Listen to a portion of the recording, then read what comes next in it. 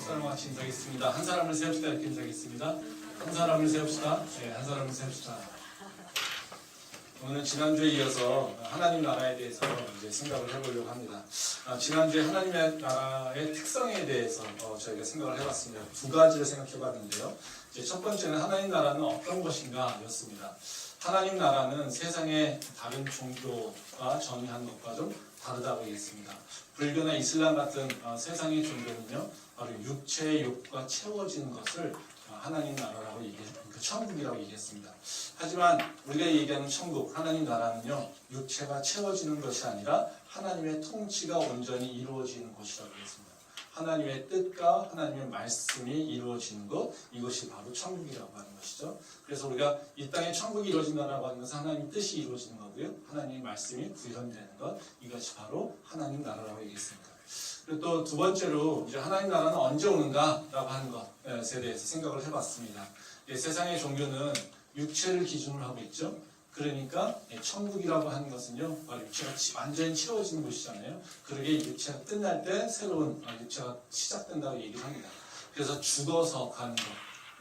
그래서 죽어서 이제 더 좋은 육체적 조건을 따라서 가게 되는 것, 이것이 바로 천국이라고 했습니다. 그러니까 다 죽어서 가는 거죠. 근데 하나님 나라는 하나님의 통치가 이루어지는 것, 하나님 말씀이 이루어지는 것이기에 바로 우리가 죽어서 가는 것이 아니라 오히려 하나님 나라는 우리에게 임재하는 것이고요. 이 땅에서도 임재하게 되는 거고요. 그리고 또 우리가 육체 장막을 벗어난 이후에도 이루어지게 되는 그런 것이라고 얘기했습니다. 그래서 우리는 두 가지 천국이 있다고 얘기했어요. 그래서 이 땅에서 이루어지는 천국, 즉 우리가 예수 그리스도를 믿고 고백하면 또 성령께서 우리에게 임재하시잖아요. 그 성령의 통치가 온전히 이루어질 때 우리는 이 땅에서도 하나님 나라가 임하는 겁니다. 근데 이것이 완결된 것이 아니라 바로 우리는 세상에 끝이 있다는 것을 고백하고 있죠. 예수님께서 우리에게 다시 찾아오셔서 재림하셔서 이 땅을 완전히 심판하시는 그 순간, 그때가 이제 완전한 천국이 도래하는 겁니다. 그래서 우리의 인생은 바로 지금 임한 천국에 살고 있으면서 또 완전하게 임하실 그 천국을 기대하면서 살고 있는 게 바로 우리의 모습이라고 얘기했습니다. 그래서 우리가 믿는다라고 고백하면요, 어떤 모습이냐면요, 지금 이루어진 천국을 충분히 누리고요. 그리고 그 안에서 또 돌아올 도래할 그 천국을 기다리는 그런 삶을 사는 것이 바로 우리가 믿음으로 산다라고 하는 것입니다. 그래서 오늘은 제가 나누려고 하는 말씀은 다른 것이 아니라요, 바로 이 땅에서 천국을 어떻게 우리가 잘 누릴 수 있을까? 도래할 천국은 이 땅에서 잘 준비하고 있으면 그건 우리가 걱정할 필요가 없습니다. 때가 되면 하나님께서 다 이루시는 것이에요. 근데 우리는 목표가 뭐니까 내가 살고 있는 지금 이 순간이 천국이 돼야 된다는 거죠. 하나님께서도 우리한테 원하시는 것은요, 지금 이 땅에서도 우리가 천국 안에서 천국을 누리면서 살기를 원하신다는 겁니다. 그래서 천국을 우리가 이 땅에서 어떻게 누리면서 살 것인가, 이 부분에 대한 얘기를 좀 생각해 보려고 합니다. 오늘 읽은 본문 말씀은 이제 열문화 비유잖아요. 그래서 어떤 주인이 이제 왕위를 받으려고 먼 나라로 떠나게 됩니다. 그리고 10명의 종을 불러서 한 문화씩 나눠줍니다. 그리고 여기서 장사라고 시킵니다. 그러니까 주인이 왕위를 받고 돌아와서 이제 정산을 하죠. 근데 이제 정산을 하는데 어떤 종은 한 문화를 가지고 10문화를 벌었습니다. 그렇기 때문에 그 주인이 굉장히 충성된 종이라고 칭찬하면서 10문화, 10고을에 그 다스릴 권세를 줍니다. 또 어떤 종이 와가지고 5문화를 남겼습니다 그랬더니 똑같이 칭찬하시면서 5고을을 다스릴 권세를 주셨다는 거죠. 근데 한 종이 와가지고 당신은 엄한 사람이기 때문에 내가 잘못했다가는 크게 혼이 날 것 같다. 그래서 내가 수건에 그걸 꼭 싸서 보관하고 있었다. 그랬더니 그 종을 매우 꾸짖으시면서 그 한 문화를 빼앗아 10문화 가지고 있는 사람에게 종에게 준다는 겁니다. 이 비유의 핵심은, 이 비유가 되게 직설적이에요. 사실 비유라고 하는 표현보다도 그게 다 들어옵니다. 이 비유의 핵심적인 내용은 뭐냐면요, 천국이 우리에게 임했을 때 우리는 그 천국을 가진 자로서 어떤 삶을 살아야 될 것인가에 대한 얘기입니다. 즉, 천국이 우리한테 왔을 때 우리는 어떻게 그 천국에 대해서 반응하며 살 것인가, 이것에 대한 얘기라는 거죠. 오늘 읽은 본문 말씀에서 보면 12절에 보면 그런 얘기입니다. 귀인이 왕위를 받으러 먼 날로 가는 상황, 이걸 얘기하고 있잖아요. 즉 예수님께서 십자가를 지시고 하늘로 가신다는 겁니다. 그리고 다시 재림할 때 그 상황을 얘기하고 있는 것이죠. 그리고 또 13절에 보면 다른 백성들이 미워하여서 그 우리 왕됨을 싫어한다고 얘기하잖아요. 이게 세상을 얘기하고 있는 거예요. 세상에서는 예수님이 왕되는 것을 싫어하죠. 왕 아니라고 얘기합니다. 그래서 그런 환경에 이제 그 종들이 있었다는 거죠. 그 종들이 이제는 즉 세상에서 예수님을 부인하는 그런 세상에서 이제 종들이 뭐 해야 되니까 장사를 해야 되는 거예요. 어떤 장사를? 천국을 확장시키는 장사를 해야 된다는 거예요. 그래서 그 천국을 어떻게 확장시킬 것인가에 대한 얘기를 하고 있는 거라는 거죠. 그래서 이 비유를 통해서 우리한테 말씀하시는 것은 바로 우리가 다시 오실 예수님을 어떻게 준비할 것인가, 어떻게 기다릴 것인가, 즉 무엇을 하면서 어떻게 기다릴 것인가, 이 땅에서 사는 모습에 대해서 얘기를 하고 있다는 거죠. 그래서 제가 오늘 이 말씀을 통해서 이 땅에서 우리에게 천국이 어떻게 임하는지, 그리고 이 땅에서 천국에 완전히 우리가 충분히 누리고 살려면 어떻게 해야 되는지 이 부분에 대한 얘기를 좀 생각해 보겠습니다. 첫 번째로 이제 우리가 이 땅에서 하나님 나라를 위해서 해야 될 일이 뭐가 있을까? 즉 천국을 내 안으로 품으려면 무엇을 해야 될까? 이것이 첫 번째 우리가 고민해야 될 내용이죠.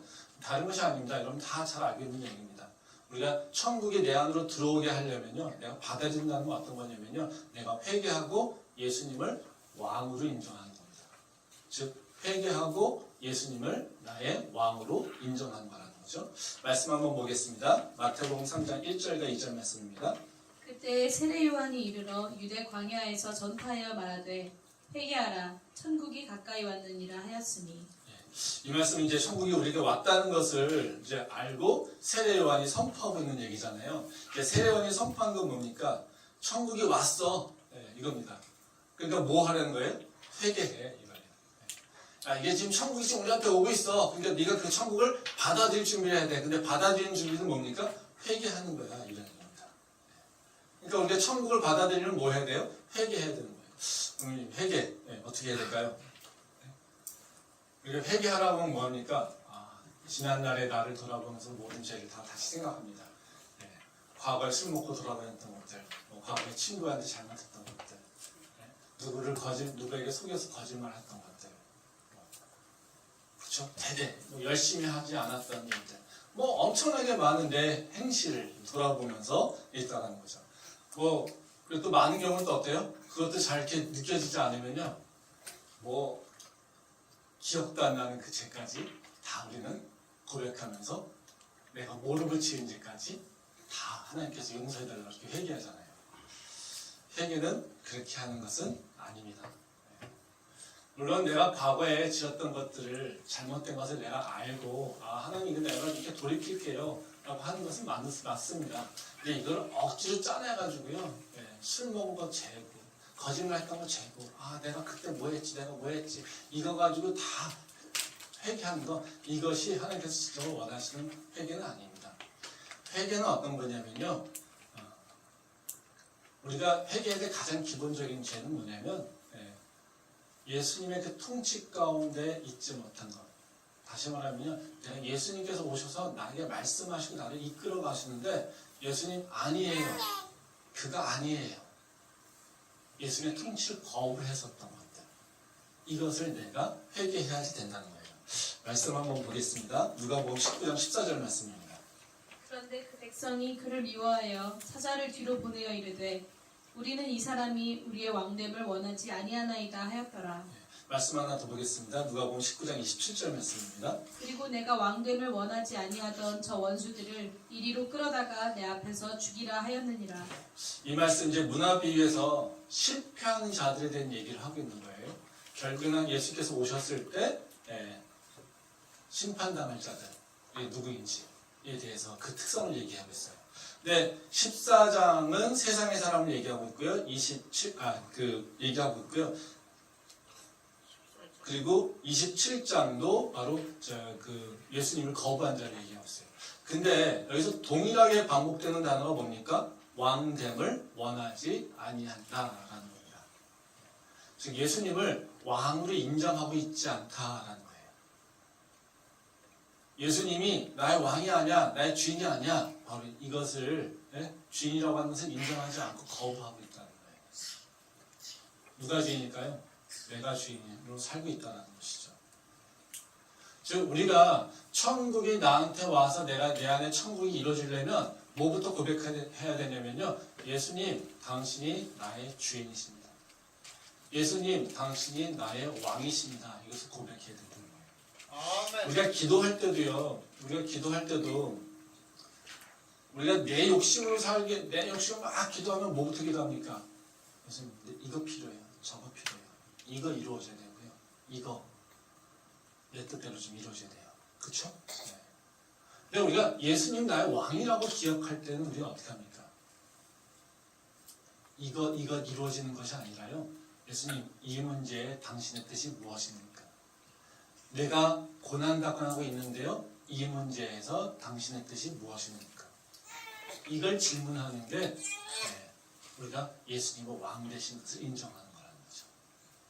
그러니까 우리는 많은 경우에 내가 원하는 것, 내가 이루려고 하는 것을 찾는 것에 초점이 맞춰져 있어요. 근데 우리에게 가장 중요한 건 내 안에 천국이 이루어지려면요. 내 육체의 조건이 이루어질 때 천국이 이루어지는 것이 아니라요.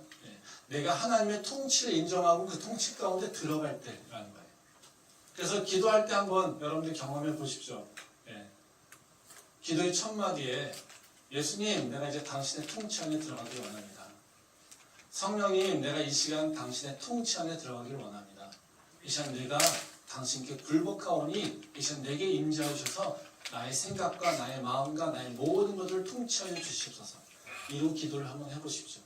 기도의 내용이 달라집니다. 아멘. 그러게 우리가 예수님을 하나님의 나라를 나한테로 이끌어서 내가 그 안에 거하려면 먼저 고백해야 될 게 있어요. 예수님, 당신이 나의 왕입니다. 그래서 고백하는 거라는 거죠. 우리 경희 캠퍼스의 모든 성도들이 바로 삶 가운데 예수님, 당신이 나의 왕이십니다. 나의 주인 되십니다. 라고 하는 고백이 있기를 소망합니다. 두 번째로요. 우리가 이제 왕이신 예수님을 고백하고 있다면 그것이 무엇을 의미하는지 좀 정확히 좀 생각해 볼 필요가 있죠. 예수님이 나의 왕이다 라고 고백하는 것이 무엇일까? 그래야 우리가 이걸 실천할 수 있잖아요. 그렇죠? 예수님이 나의 왕이다 라고 고백하는 것의 의미는요. 그냥 내가 하나님을 바라보고 살고 있습니다 라고 하는 것을 고백하는 거예요. 좀 더 이제 회개해서 왕으로 이제 고백하는 건 뭐냐면요. 하나님, 이젠 내가요, 예전에는 나를 막 바라보고 살았어요. 근데 이젠요, 내가 하나님을 바라보기 시작해요. 라는 거예요. 그래서 내 시선이 나에서 나를 막 바라보고 있다가 얼루요? 이제 하나님에게로 그 시선이 돌아가는 것. 이것이 바로 우리가 하나님을 왕으로 섬긴다는 거죠. 말씀 보도록 하겠습니다. 누가복음 19장 8절과 9절 말씀입니다. 삭개오가 서서 주께 여짜오되 주여 보시옵소서 내 소유의 절반을 가난한 자들에게 주겠사오며 만일 누구의 것을 속여 빼앗은 일이 있으면 네 갑절이나 갚겠나이다. 예수께서 이르시되 오늘 구원이 이 집에 이르렀으니 이 사람도 아브라함의 자손이미로다. 이 말씀은 이제 삭개오에게 천국이 임하는 장면. 그래서 삭개오의 고백이에요. 이제 예수님이 삭개오의 집에 거하겠다고 말씀하시잖아요. 그 나무가 돌무화과 나무에 올라가서 예수님한테 나오지도 못하고 예수님만 보고 싶어하는 이런 그 삭개오에게 삭개오야 내려와라, 내가 오늘 너희 집에 거할 거야, 이렇게 얘기한다는 거예요. 그러니까 그 얘기를 듣고서 삭개오가 지금 이러는 거예요. 그랬더니 예수님 뭐라고 반응하니까 천국이 너희 집에 임했다, 이렇게 얘기를 하고 있어요. 근데 여기서 이제 삭개오 반응은 뭐냐면요, 자기의 재산의 절반을 가난한 자에게 나눠주고 속여서 빼앗은 것이 있다면 4배로 갚아주겠습니다. 이 얘기를 한다는 거죠. 이 고백이 되게 중요한 고백이죠. 왜요? 이 고백을 들은 다음에 예수님께서 어떻게 해요? 천국이 너에게 임했다. 너가 구원받았다, 이렇게 얘기했다는 거죠. 그러면 이 고백이 왜 천국을 삭개오에게 임하게 했을까요? 우리가 이걸 좀 알 필요가 있겠죠. 우리가 이 말씀을, 이 삭개오의 고백을 좀 생각해 보면요, 우리한테 오해를 줄 수도 있는 게 있고요, 또 우리에게 진리를 인도하는 두 개의 고백이 섞여 있습니다. 그래서 먼저 우리가 좀 빠질 수 있는 오해가 하나 있는데요. 이 삭개의 고백을 보면서 우리가 말씀을 조금 알면 삭개의 고백이 어떤 특성이 있냐면요. 율법을 온전케 하려고 하는 삭개의 고백이 있습니다.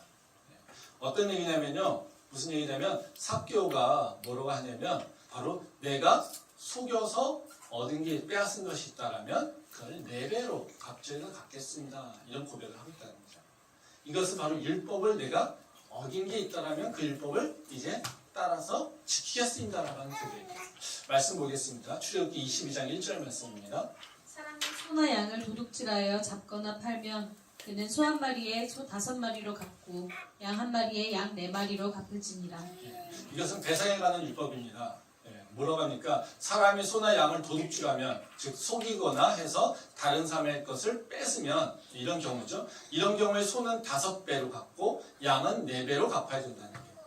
그래서 지금 그 삭개오가 뭘 얘기하고 있어요? 당연히 양을 얘기하고 있는 거죠, 머릿속으로. 그래서 지금 내가 속아서 빼앗은 것이 있다면 4배로 갚겠습니다, 이거예요. 즉 율법을 기억하기 시작했고 율법을 지키겠다라고 하는 거예요. 그러면 우리가 생각하기에 뭐예요? 그러면 하나님이 나의 왕으로 받아들이는 것은 우리가 어떻게 하면 됩니까? 하나님의 율법을 잘 지켜서 우리가 행하게 되면 그러면 우리는 하나님 나라를 이룰 수 있을 거야. 이런 겁니다. 한번 생각해 봅시다.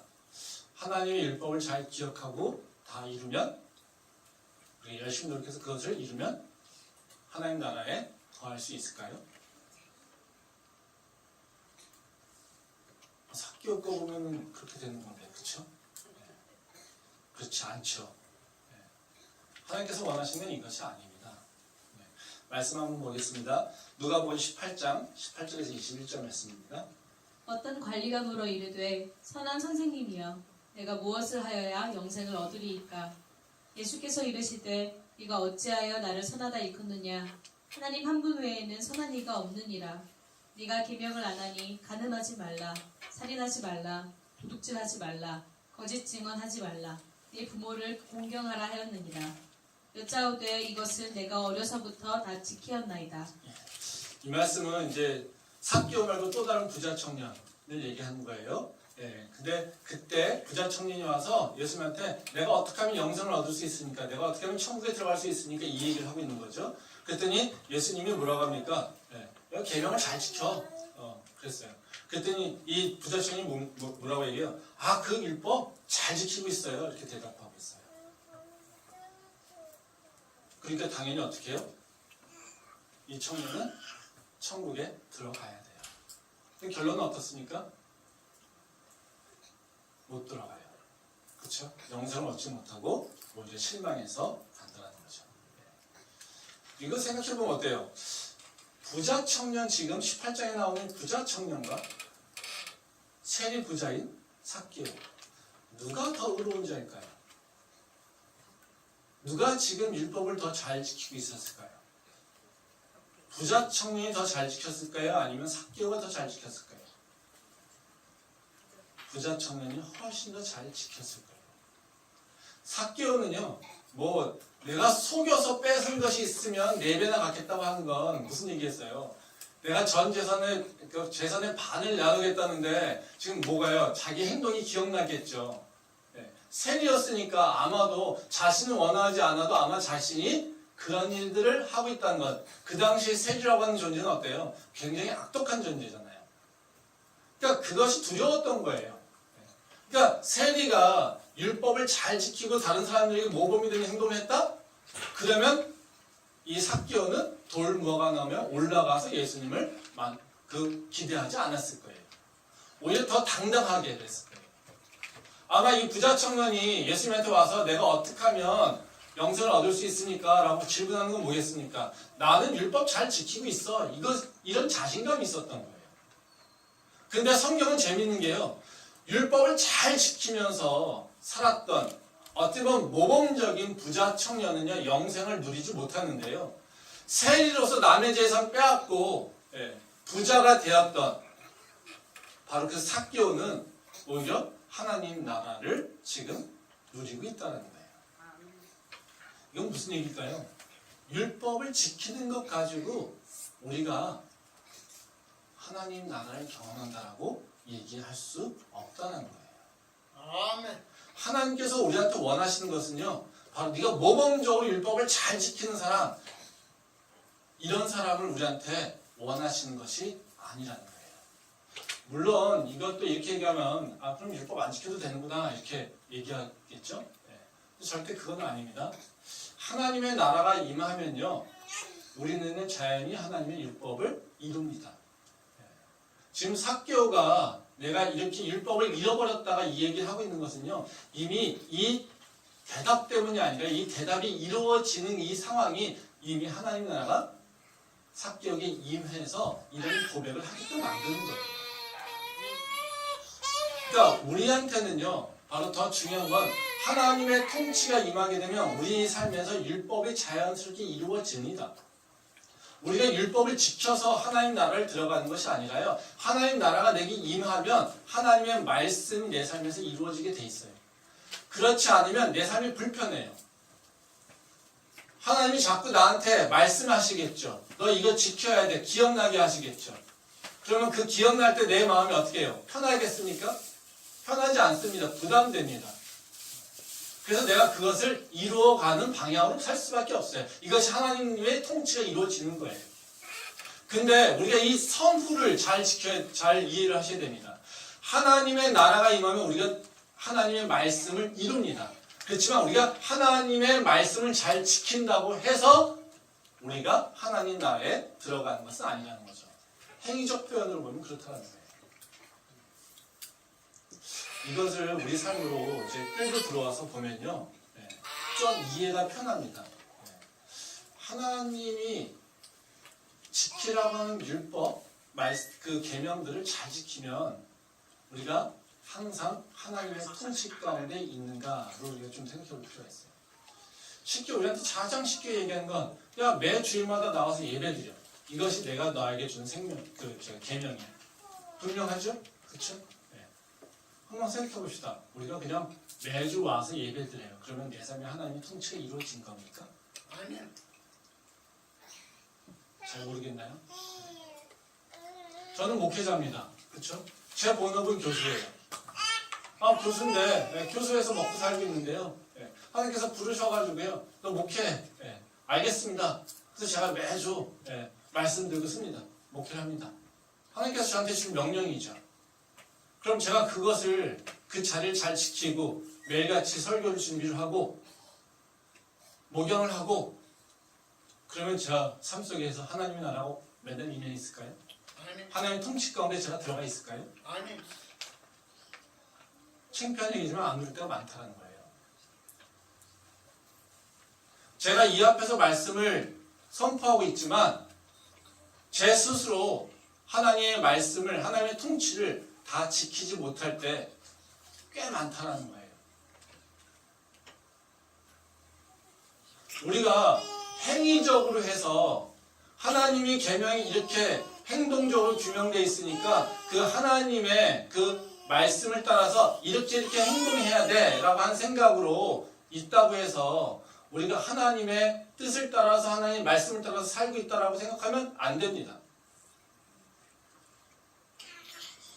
우리한테는요, 겉모습의 행동이 중요한 것이 아니라요, 우리가 지금 무엇을 바라보며 어떤 생각으로 살고 있느냐, 이것이 더 중요하다.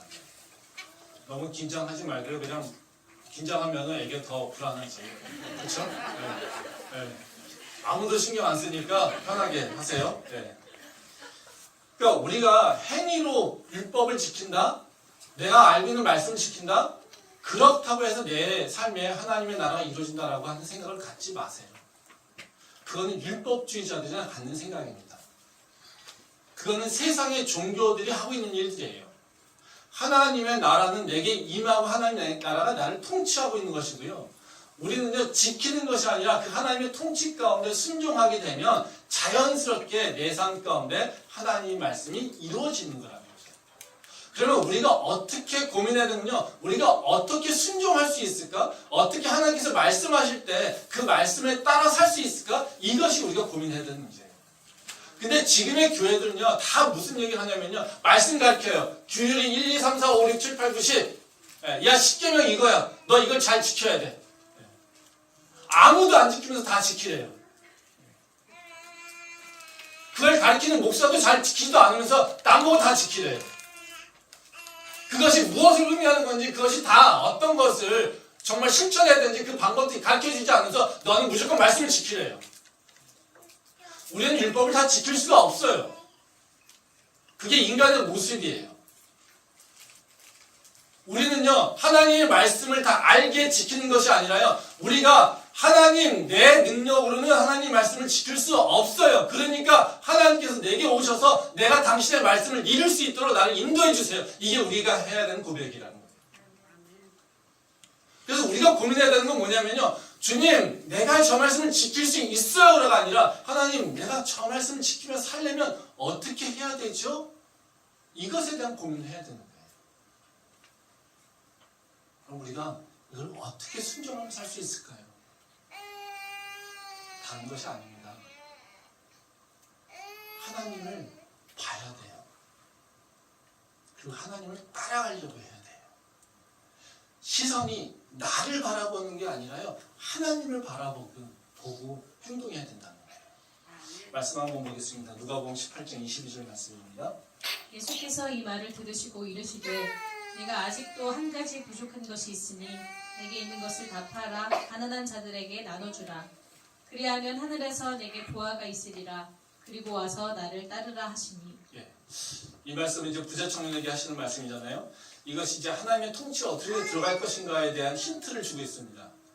여기 보게 되면 예수님께서 부자 청년에게 요구하시는 게 있어요.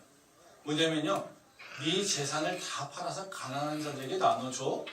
그리고 나를 따라 이거예요. 예수님께서 부자 청년의 그 재산이 좀 탐냈을까요? 네? 내가 지금 목회하기 힘든데, 야, 네 재산 많네? 네. 내가 나한테 가져오면 내가 가난한 사람들 나눠줄게. 이런 건 아니죠. 그렇죠? 네. 왜 그래요? 예수님이 재산 중요하게 얘기했다면 부자 청년은요, 한테 이 전체를 다 갖고 오라고 나눠주라고 얘기하지 않죠. 왜 삭개오는요 반만 낸다고 하면서, 네? 이 부자 청년한테 전체를 다 갖고 오라고 하잖아요. 근데 삭개한테는 뭐라고 해요? 삭개가 절반만 나눠준다고 해도 예수님께서 되게 기뻐하시잖아요. 그러면 욕심났으면 뭐라고 하겠어요? 야, 10분의 1만 갖고 와. 네? 아니면 반만 갖고 와 이랬을 거라는 거죠. 네. 근데 여기서는 재산의 액수가 중요한 게 아니에요. 네. 지금 이 부자 청년은 뭘 보며 살았을까요? 내가 재산이 충분해. 내 명예도 작지 않아. 근데 내 삶이 2% 부족해.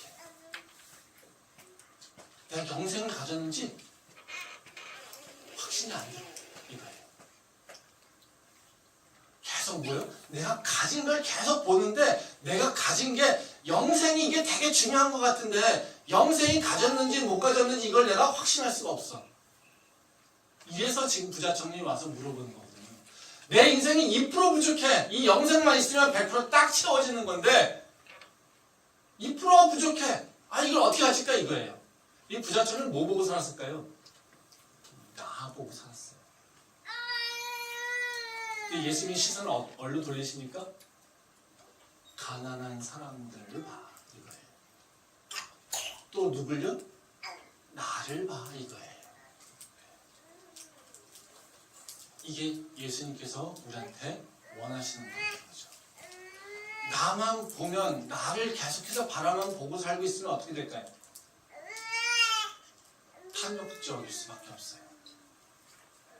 끊임없는 욕심으로 빠져들 수밖에 없어요. 여러분들 내가 가진 게 얼마가 있나 계속 한번 바라보고 계세요. 처음엔요, 별 생각 없을 땐 2% 부족해요. 근데 계속해서 바라보면서 누군가가 내가 가진 게 충분한가 따져보면 어떻습니까? 2%가 아니라요, 10%, 20%예요.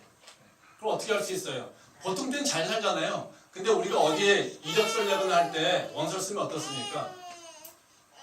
공란이 너무 많잖아요. 그렇죠?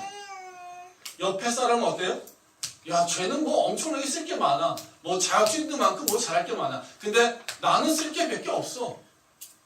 사실 우리 대학생들이, 청년들이 왜 그렇게 스펙에 막 그냥 정신을 바쁩니까? 뭘 하는지도 모르면서 쫓아다녀요.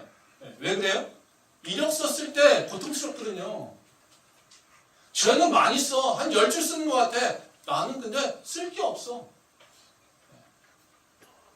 요새 입시도 학생부 보잖아요. 학생부가 선생님 다 써줘야 돼요. 왜 중고등학교, 고등학생들이 왜 이렇게 열심히 뭔가를 수행하면서 난리를 칩니까? 학생부에 써야 될 게 있어요. 근데 그게 부족해요. 근데 맨 처음에는 문제가 없어요. 그냥 살 때는. 근데요, 자꾸 나를 보면서 내가 뭔가 욕심을 채우기 위해서 나를 보면 뭐예요? 다 부족해요. 탐욕스러울 수밖에 없는 거죠. 탐욕스러워질 수밖에 없어요. 근데 예수님은 이 부자 청년이에요. 야, 너 자신 그만 봐. 잘 가난한 사람을 좀 봐봐. 너 가지고 있는 게 많잖아. 그리고 나를 봐봐. 네가 원하는 게 뭔지. 이겁니다. 이 말씀은 문화비에서 똑같아요. 말씀 보겠습니다. 누가복음 19장 8절 말씀입니다. 삭개오가 서서 주께 여짜오되 주여 보시옵소서 내 소유의 절반을 가난한 자들에게 주겠사오며 만일 누구의 것을 속여 빼앗은 일이 있으면 내 갑절이나 갚겠나이다. 하나만 더 보겠습니다. 19장 16절부터 17절 말씀입니다. 그 첫째가 나와 이르되 주인이여 당신의 한 문화로 10문화를 남겼나이다. 주인이 이르되 잘하였다 착한 종이여 네가 지극히 작은 것에 충성하였으니 10골 권세를 차지하라 하고. 이 앞에 19장 8절은 이제 그 삭개오의 고백이죠. 이제 삭개오도 어떻습니까? 예수님한테 나와서 얘기하는 게 뭐예요? 이제 내 소유의 절반을 가난한 자들에게 주겠습니다. 여태까지 뭐 한 거예요? 가난한 자들한테 세금을 계속 뜯어냈어요. 뭐 때문에요? 자기가 채우기 위해서 자기의 자리를 유지하기 위해서. 근데 이제는 어떻게 해? 거꾸로 그들의 아픔을 내가 보겠습니다. 이런 얘기예요. 지금 삭개오의 시선이 바뀌었죠. 그렇죠? 또 이 문화 위에서도 보게 되면요. 19장 17절 말씀에 보면요. 예수님께서 종에게 요구한 건 뭐냐면요. 충성하였다 네가. 칭찬하면서 뭐예요? 충성하였다라는 칭찬이에요. 충성이라고 하는 것은 어떤 자들에게 일어납니까? 주인을 바라보고 있는 자들에게 일어나요. 딴 것을 바라보면서 주인한테 충성할 수는 없어요. 지금 이자가 충성됐다라고 칭찬받을 수 있는 이유는요. 이 종이 지금 내 앞에는 지금 주인이 없고 내 주인이 저 먼 나라로 갔다가 다시 돌아오기 전에 나한테 문화를 맡겼는데 이 문화를 통해서 장사하라고 얘기했어. 그러니까 장사하는 것이 더 중요한 것이 아니라 지금 주인이 하라고 하는 명령을 위해서 지금 열심히 살았다는 거예요. 그 주인을 기억하지 않았더라면 이런 일은 일어나지 않죠. 그래서 너가 열심히 수고했구나라고 예수님께서 칭찬하는 것이 아니라요. 네가 뭐 했다고요? 충성됐다고 얘기합니다. 충성이라고 하는 건 분명히 대상이 있는 거예요. 즉 이 종이 예수님이 눈에 보이지 않지만 예수님을 바라보면서 예수님을 기억하면서 그가 행동했다고 하는 것을 이 충성이라고 하는 단어로 보여주고 있는 거예요. 지금 삭개오의 얘기도 마찬가지고요.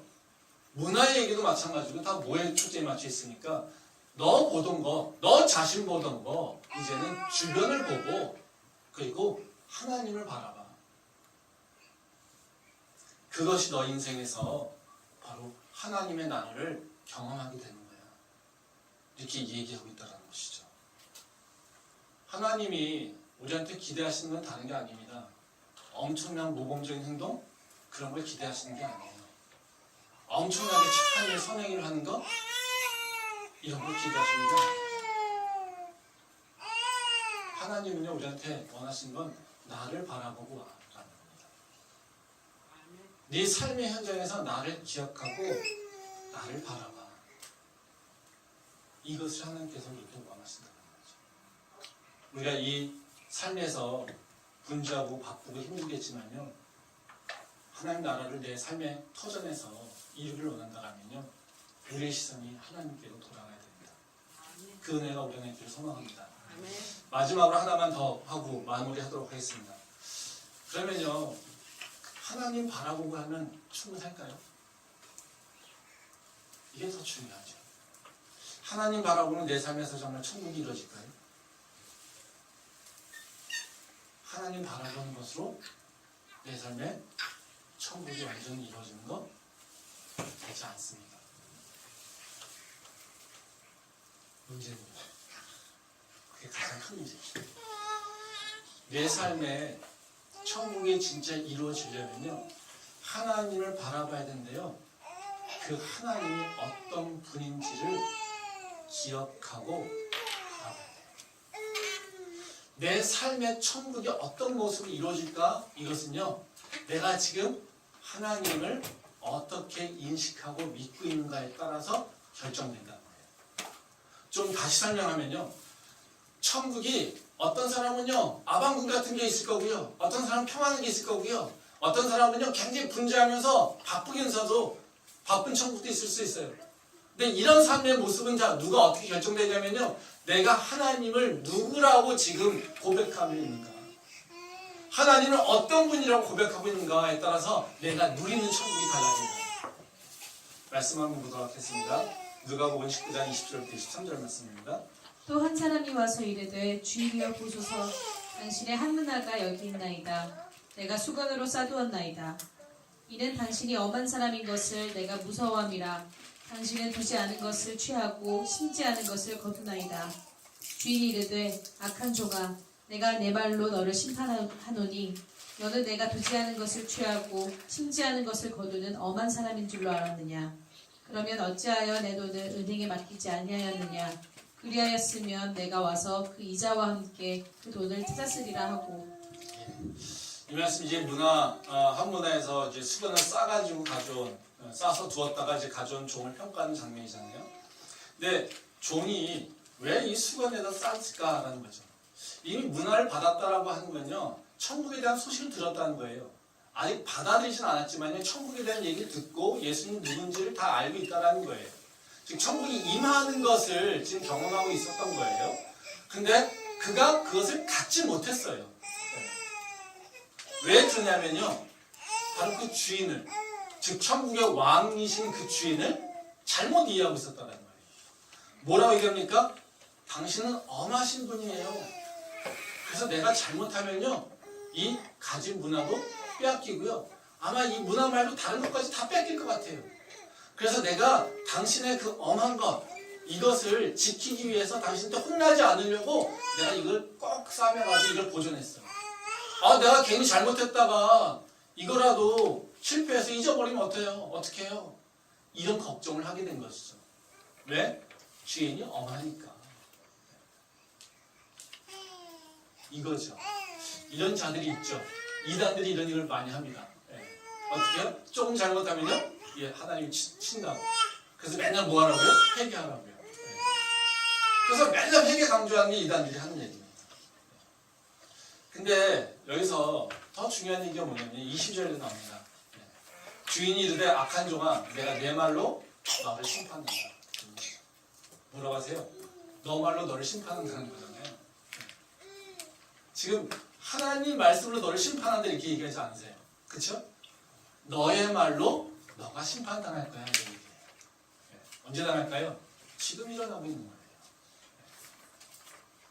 이 땅에서 일어나고 있는 거예요. 이것이요. 엄하니까 어떻게 해요? 엄하다고 인식하고 있어요. 그러니까 맨날 어떻게 해요? 천국의 그 따뜻함이 느껴졌을까요? 하나님은 엄해. 그리고 나한테 굉장히 많은 짐을 주었어. 인자? 무슨 인자? 사랑? 무슨 사랑? 자비? 개뿔 무슨 자비? 없어 그런 거. 하나님은 나한테 원하는 건 말씀 잘 지키고 순종 잘하고 충성하고 이런 것만 원해. 그러니까 난 그거만 할래. 그렇죠? 그 자는 그 말씀을 믿고 사니까요, 수건에 쌓는 거예요. 그래서 예수님 뭐라고 합니까? 그래, 나 되게 엄한 존재야. 그거를 판단하자. 이렇게 얘기하시는 거예요.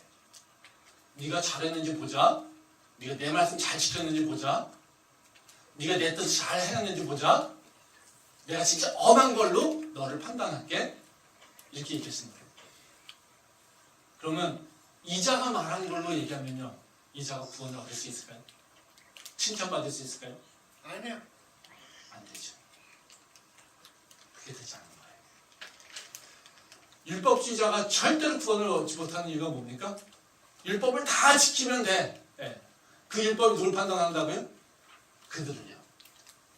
내가 얘기했던 그 율법으로 누굴 판단한다고요? 나를 판단한다. 내가 하나님의 자비를 얘기하면요, 내가 자비로 평가를 받는 거고요. 내가 하나님의 사랑을 고백하면서 하나님의 사랑을 나누고 있다면 하나님은요, 나를요 사랑으로 평가하고 있는 거고요. 하나님의 나를 은혜로 고백하고 있어서 항상 은혜로우신 하나님을 고백하고 있다면요, 나는요 은혜로 평가를 받고 있는 거예요. 내가 하나님이 어떤 분인지를 결정하는 것, 이것으로 우리는 그 평가를 받고 내가 이룰 천국의 모습이 결정됩니다. 저는 목회를 하면서 우리 교회에 대한 고백과 믿음이 있어요. 하나님이 우리를 사랑하시고요, 하나님이 우리 교회를 책임진다는 거예요. 지난주에 셀 리더들하고 모임을 했더니요, 셀이 잘 안 돼요. 네. 힘들고요, 뭐 그래요. 네. 제가 그래서 그런 얘기 했어요. 내가 목회 15년 됐는데 셀 잘 된다는 얘기는 내가 한 번도 들어본 적이 없어요. 내 15년 동안 셀 잘 돼요, 우리 셀은 너무 좋아요, 내가 이런 얘기 한 번도 들어본 적이 없어요.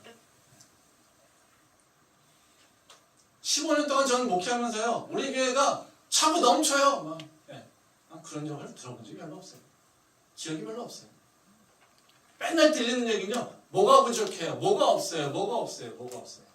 다 없어요. 근데요, 저희는 아는 게 하나도 없어요. 다 부족하다고 하는데요, 아는 건 하나도 없어요. 저는요, 하나님께서 항상 기도할 때, 저희 교회를 놓고 기도할 때 그럽니다. 하나님, 당신이 세우신 교회잖아요. 당신이 책임지셔야 되잖아요. 당신께서 이 교회 충성한 자들에게 축복하신다고 약속하셨잖아요. 저 그거 믿고 있잖아요. 저 믿음 가지고 살아요. 하나님, 이게 사람으로 됩니까? 안 되잖아요. 하나님께 당신께서 통치하셔야 되잖아요. 저는 맨날 그래요. 제가 말씀 준비하다가도 맡기면요, 하나님 당신들의 자녀들이잖아요. 내 자녀예요? 내 학생이에요? 아니에요. 당신의 사랑하는 영혼들에게 어떤 말씀을 먹일 수 있으니까 지금 나한테 주세요. 저는 그래요. 되게 뻔뻔하죠. 왜 그렇습니까? 저는 하나님을 어떤 분으로 보고 있냐면요, 하나님은요, 우리를 사랑하시고 우리를 끝까지 책임지시는 분이에요.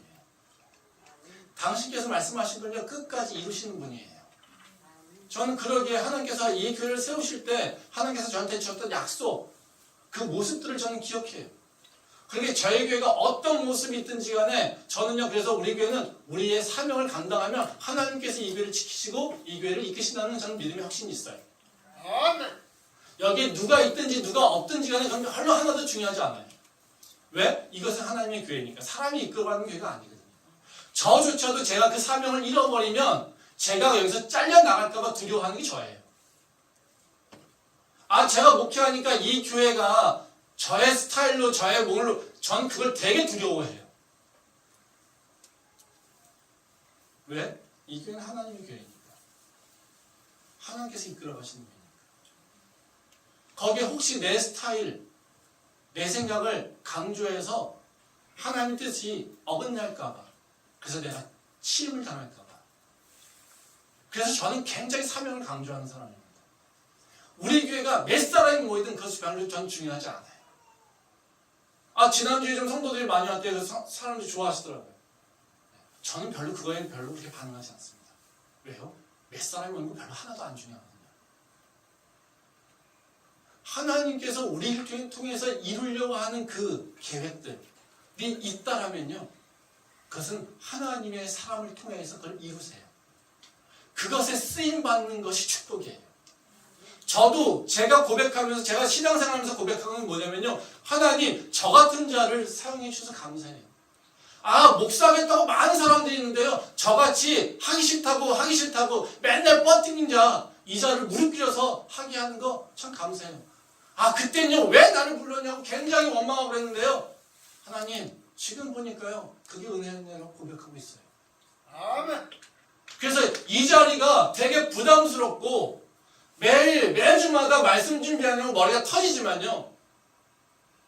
그래도 이 자리를 유지할 수 있는 이유는 하나님께 제가 혹시라도 범죄하여서 하나님께서 주시는 그 은혜에 그 축복을 놓쳐버릴까 봐.